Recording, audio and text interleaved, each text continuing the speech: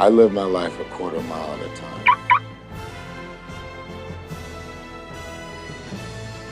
Well, how'd you end up over here anyway?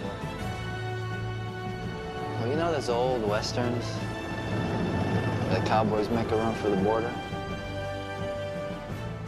This is my Mexico.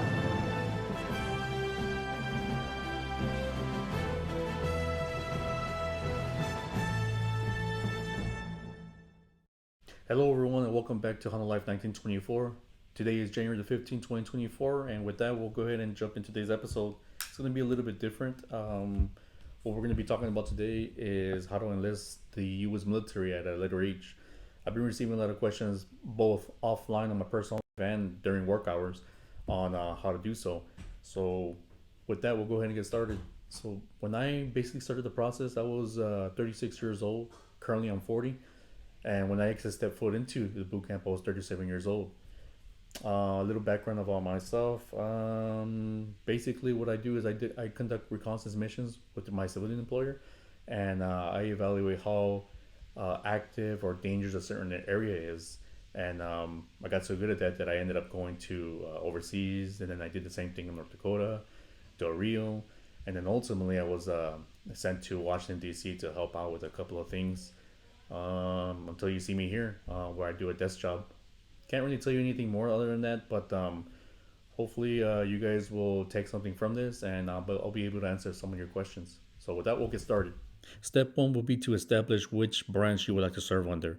For me, it was entirely my decision to join the U.S. Navy. Secondary would be because I was continuing my family heritage with the Navy. So rest assured that whatever choice you make, you're going to have to live with it at night. So choose wisely. I don't regret joining the Navy. I love it, and I'm going to keep staying in there. Once you step into your local recruitment office, you're going to do a whole bunch of paperwork. As far as myself, the only paperwork I did was a DPEP program, the packet that comes with that. So DPEP is going to be Delta Papa Echo Papa. It's for Direct Procurement Enlistment Program.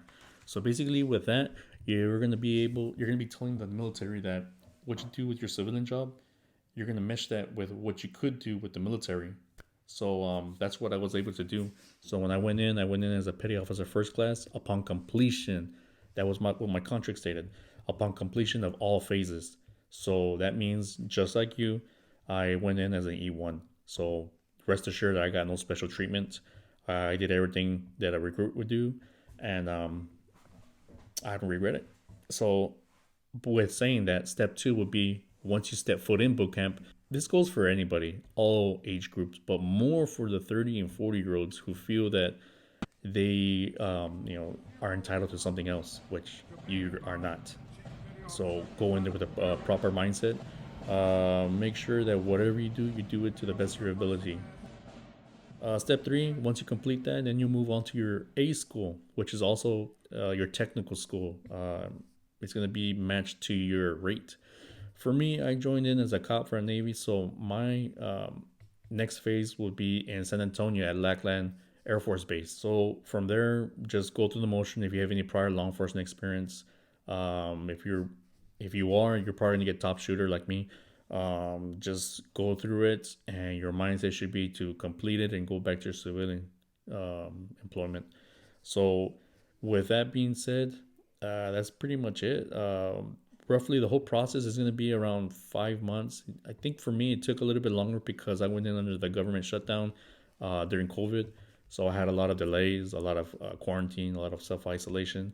But I really enjoyed the process, and I met a lot of good people. So thanks everyone for making it all the way to the end. Just a quick alibi, if you have any medical conditions, just know that you can always submit medical waivers just like I did. And as well as age waivers if you do not meet the age requirement. Lastly, if you have any other questions, just feel free to inbox me. And if I'm late, please forgive me because I'm always working. I'm actually on vacation right now.